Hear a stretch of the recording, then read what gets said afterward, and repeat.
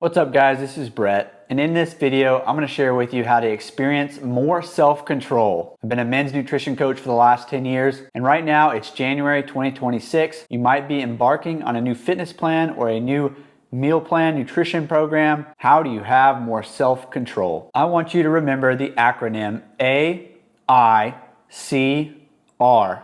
Let's break down what each one of those means. The first part to having more self-control is awareness. We got to begin to cultivate some awareness around the habits and the patterns that aren't serving you and where your self-control or lack of discipline is occurring. One of the best ways to create this awareness is to have some form of food logging occurring, whether it's in an app, a macro calculating app, or whether you write it down on pen and paper or journal your food in your phone notes. The key is to have some awareness of what you're actually eating. The biggest thing is just we've got into these mindless snacking patterns, these mindless habits of eating the same things over and over. And those are the things that are often holding you back if you're not at your ideal weight, your ideal body composition. They're not the things that are serving you for your nutrition and your health goals, and they're causing you some problems. And so the lack of awareness is where we need to look in the first place if we want to begin to change those patterns. And if you don't want to record your food, you don't want to do a macro app, I would just do an audit. Look back at the last 30 days. Where were you snacking on foods that didn't serve your new health and fitness goals? What habits led you to where you are now? When are you messing up on your eating plan? Is it in the evenings after the workday is done, you're winding down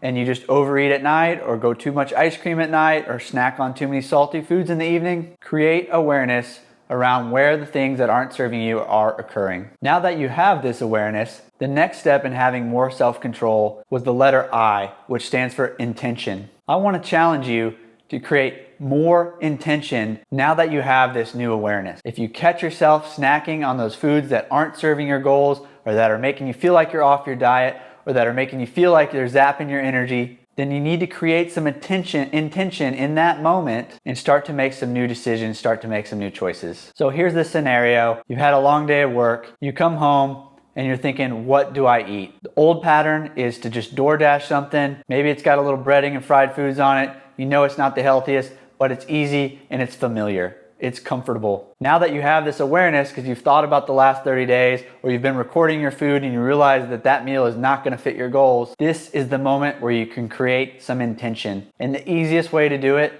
is to simply pause. Pause for a moment before you hit that order on DoorDash and decide, what is it that I really want right now to fuel me and make me feel my best and help me stick to my goals? What else can I eat in this moment? Maybe you simply change the DoorDash order to something a lot healthier, or you decide to go into the fridge and cook that healthy meal. You gotta break that pattern of comfort, and you gotta be intentional about doing it. Another really great way to create more intention in the moment is a simple framework that I call decide, commit, and act. So if you pause before that order, that familiar, unhealthy order, and you say, decide, what is it that I need right now? Maybe you choose to order a salad with chicken on top. Okay, commit. That's the second step. Commit to that order. Act. The third part. Act on that commitment you made to yourself. And this creates so much intention with your new choices, new behaviors that are going to lead to your healthiest body yet in 2026. You can even use this intention around adult beverages. If you are going to a social event, you can pause if the awareness that you have is that you've been having too many drinks and this leads to bad food choices afterwards. Now you can pause and you can create some intention around the number of drinks you want to have. I commit to 2 drinks, no sugary mixes, keeping it simple, and I'm going to eat clean as well. And when you become more intentional, you're going to have a lot more self-control. So you have this newfound awareness of the patterns that aren't serving you. You know you need to be intentional with your choices, but great, that's easy. How do I actually stick to it? How do I actually do it? The C stands for consequences. I want you to get some leverage on yourself. This doesn't mean punish yourself. This actually means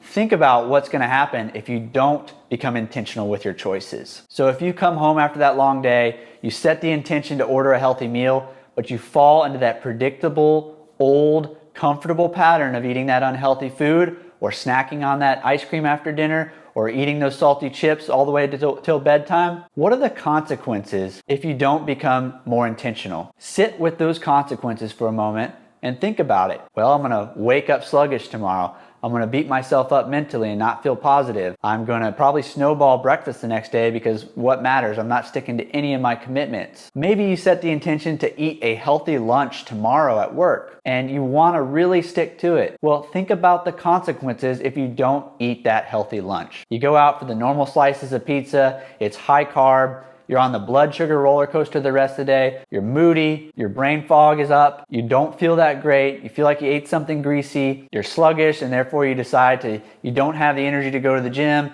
Really dig into this consequence part because we need some leverage, we need some emotion behind it. We need to get the brain to realize this is what's waiting for me if I don't become more intentional and don't change, and you need to spend a little time in the negative side. What are the consequences? Alternatively, once you set that intention to eat the healthy meal, you can now start to think, what are the consequences if I stick to this choice? Well, if I eat a healthy lunch today, I'm gonna have more energy. I'm gonna feel well. I'm gonna fuel my mitochondria. I'm gonna be a powerhouse the rest of the afternoon. I'm gonna cruise through the afternoon without the crash, without the moodiness, without the brain fog, and I'm gonna have tons of energy to go hit the gym or do some exercise after work. And after that, I'm gonna have the energy I need to show up my best for those that matter to me most. You set that intention not to snack after dinner tonight, not to eat the pint of ice cream. What are the consequences of that? You sleep better. You're gonna feel more energized the next day because your sleep quality was higher. You've built positive momentum because you've stuck to your choices. You've built confidence. You've built trust in yourself. That positive momentum carries over into the next day, and it's much easier to wake up and eat a healthy breakfast. So if you wanna stick to those intentions that you make for yourself, think about the consequences of either of those choices.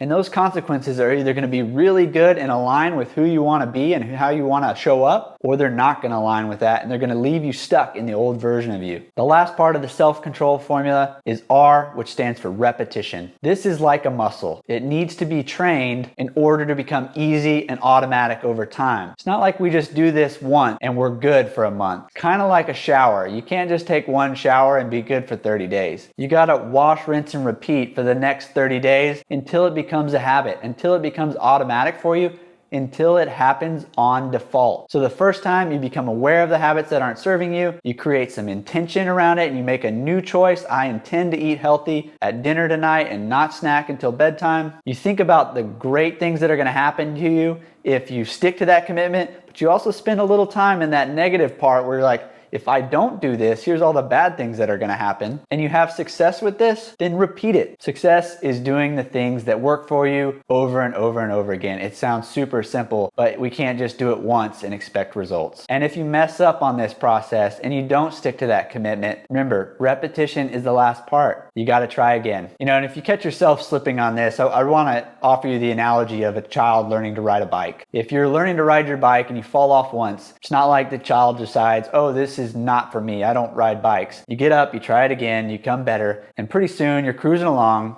riding your bike around the neighborhood doing laps. If you love this episode, share it with someone who you know would get some value out of it. I appreciate you watching, and I'll see you in the next one.